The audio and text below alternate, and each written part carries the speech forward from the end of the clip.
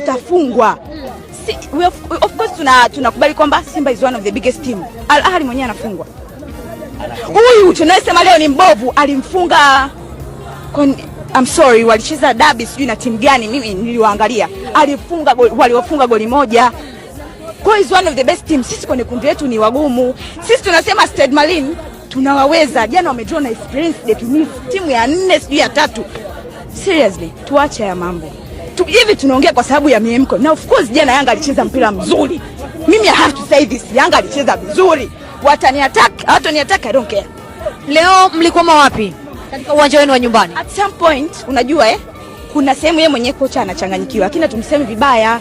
Mpira ndo ulivyo. Una matokeo matatu, kuna kufungwa, kuna kushinda na kuna kudraw.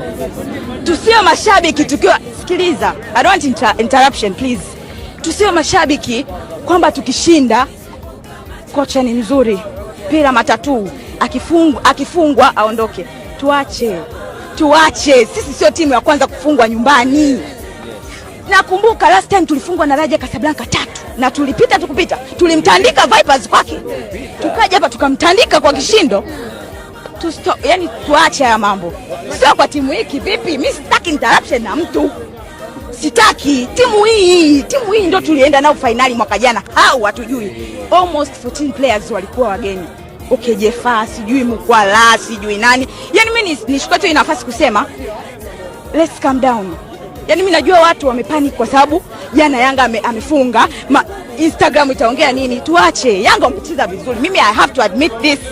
Walicheza vizuri. Of course kuna sehemu kwa mfano alikosea alivyoanza na Joshua Mutale kwa sababu kuna nafasi unaona angekuepo Soa zile pasi anazopiga Morris Abraham.